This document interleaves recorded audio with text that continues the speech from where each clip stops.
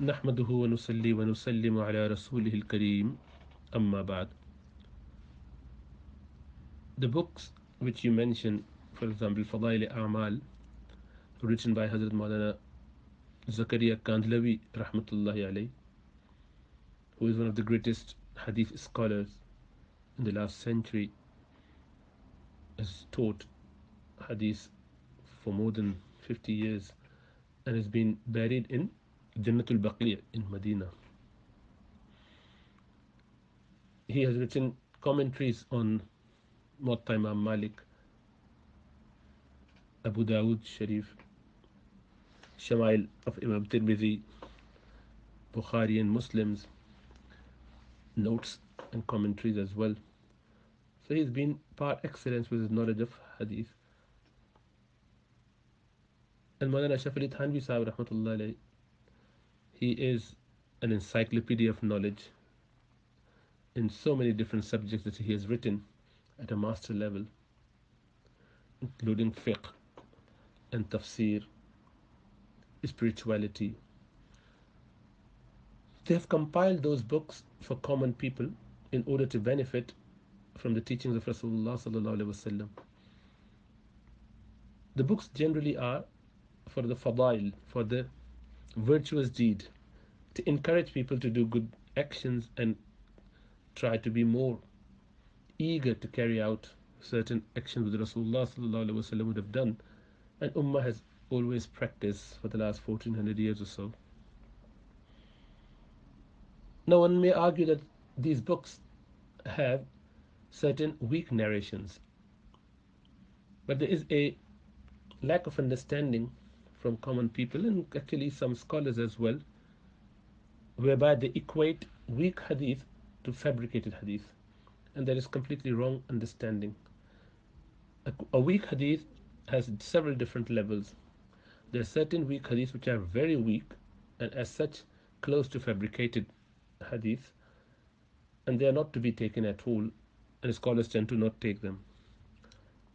But if you look at the collections, barring 3 or 4 major collection of hadith, you might not find any hadith collection that is free from weak narrations. Sahih al-Bukhari and Sahih Muslim perhaps are the only two. Even there, few narrations are considered weak, but generally they are considered to be Sahih collection. Rest of the books tend to have some, and certain books have more than the others, weak narration, including Sahih Sitta. Imam Tirmidhi's Sunan and Ibn Majah's Sunan, they have certain weak and very weak narrations as well, actually. Likewise, Imam Bayhaqi's collection and many others. Imam Ahmad ibn Hanbal, who is the teacher of Imam Bukhari, rahmatullah, he has his Musnad, where there are many weak narrations. Imam Bukhari, rahmatullah, himself has a separate collection, which is called Al-Adab al-Mufrad, book on manners, and he has the history book written about the hadith masters and people of ilm of the past, and there are certain very weak narrations there as well. So Ummah generally has taken this to mean that a weak narration is according to the criteria made by people.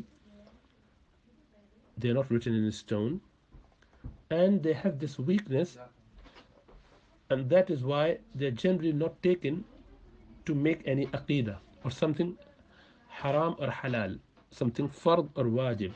Rather, they are there for the encouragement of doing certain good deeds and refraining from certain bad deeds. So the book, for example, Fadail A'mal, it has so many different narrations. So the chapters are divided according to the different topics, and the Sheikh would normally bring about Quranic ayat in the beginning to authenticate it, and then there will be Sahih Hadith, few of them, and then supplemented with some weak narrations as well. So generally he would not bring a weak narration isalatan, means as original hadith, rather as a supportive or corroborative evidence.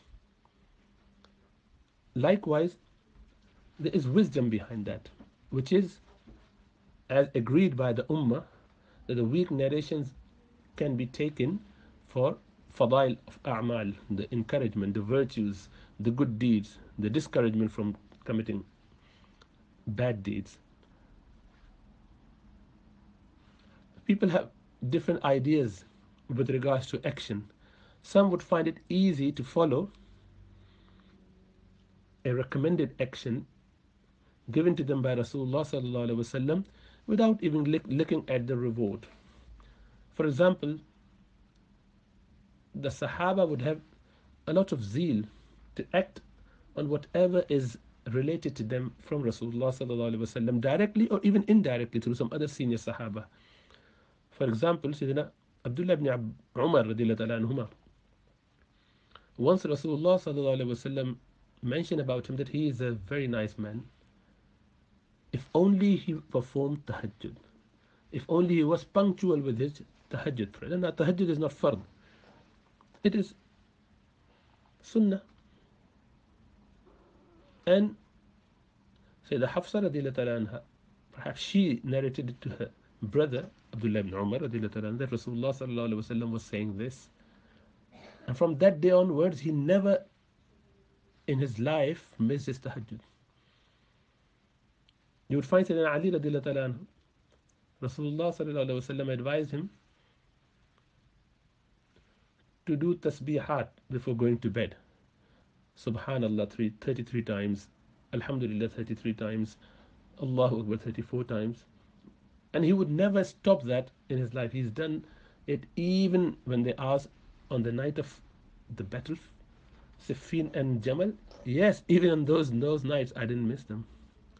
Such was his practice. So these were the Sahaba who, when they found out that this is what Allah subhanahu wa ta'ala would have expected me to do, or Rasulullah sallallahu alaihi wasallam would have liked me to do, I would just do it. I mean, there are certain other people who would not act upon those actions, those meritorious, virtuous actions, unless they find it attached with so many blessings, so many rewards, so many different benefits, worldly benefits, some benefits of the life hereafter, some barakah in their life. If I could get rid of my this problem, then I would do this. And this is the nature of people. And they tend to get benefit from such narrations. And when we say weak narration, it means that there is a potential for this to be not the statement of Rasulullah sallallahu alaihi wasallam, but there's also a possibility that it may be. But according to the criteria set, it doesn't fit. For example, a weak narration would be weak or deemed weak if the narrator lost his memory at a later stage. He got dementia, he can't remember, and we cannot figure out from hindsight whether the narration was related from him by his student before he had his memory lapse or it was after that. If it was before, then hadith is sahih. If it was afterwards, then there is a potential risk that it might not be right. He might not have remembered it correctly. So based on that, the hadith would be weak. But is it really? So we don't know. It could be and might not be. That is why a weak narration is not never disposed of by the imams of the past. So people would keep it within their collection because there is more potential. That is why Imam Abu Hanifa rahmatullah would mention, I would rather act on a weak hadith than my own opinion. Because there's a potential that it was said by Rasulullah sallallahu alaihi wasallam. Yes, the narrator has some problems, so based on that we are rejecting that and not taking any deep ruling or aqidah from that narration. So one should be very clear and careful about judging things like that. This is all modern innovative concept. Ummah generally has not taken a weak narration and put it aside. It is included among the hadith which should be acted upon. Sahih, Hasan and weak narration, they come together. Daif jiddan, very weak and fabricated hadith, they go in the mawdu'at and rejected hadith, the matruk hadith. Not the weak narration which is only mildly weak. So be very clear. So these hadith books are really a very, very good source of knowledge for common people, and one should make it a point of doing it, learning from them, practicing it, and you would find that inshallah ta'ala your life would be transformed for better. Many people, when they hear something of encouragement, of discouragement, they tend to then act or refrain from such actions. And that is the beauty of these narrations. And Maulana Zakaria rahmatullah alayhi and Maulana Thanvi Sahib rahmatullah alayhi, they were so pious and spiritually sound people that they dedicated their life for the deen. They would not take anything in return in monetary form. That with that piety and with their sincerity, there's a lot of barakah, and that is why you would see many people getting transformed through those books. Perhaps the most widely read books, other than Quran, and so you would find people are benefiting from it, and we are unhappy. Why are we unhappy about something which is that beneficial to Ummah? It is not causing people to commit anything wrong. It does not affect your aqidah to the least. People are, mashallah, being more practicing with that. Somehow, the people in the modern world have got the relationship with Allah subhanahu wa ta'ala of a master slave relation, devoid of any love, any reverence, any connection, which is emotionally based. They're very, very to the point, very dry relationship. And that is not how it should be. We should have a lot of care, compassion, feeling for the deen of Allah subhanahu wa ta'ala, for the messenger's life, for his teachings, for Allah subhanahu wa ta'ala's commands and his prohibitions, for Sahaba and their lifestyle. We should feel like being with them. We should feel like copying them. Here we want to just take, just take the essence out of it and run away. I would just do whatever I'm supposed to do. This is very much like people of book. They would take the rule, and according to whatever they understand, they would just act upon that. No emotions attached, no connection there, no feeling. So you become more like a robotic slaves working on the command. That's not how it is. The religion has never been like that. We should have khashya, which is a reverent fear, hub, muhabba for Allah subhanahu wa ta'ala, the love, the, the feel, the emotions, and that can only come from those narrations which have much more to add to our and appeal to our emotions.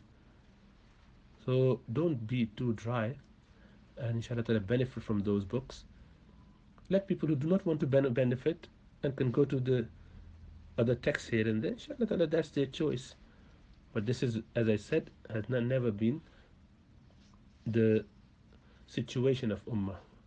And I would tell you that none of those hadith that Manana Zakaya rahmatullah alayhi, Manana Thanvi rahmatullah alayhi brought in their respective books are the only books where they have wrote it. They are all documented in other books, other collections, other imams, the giants, in their books. They've taken it from them.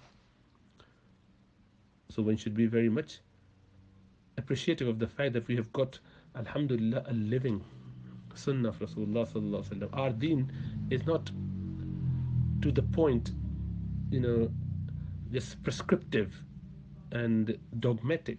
It has a lot more emotions, love, care, respect, honor, aqidah, muhabba, care, and all of that.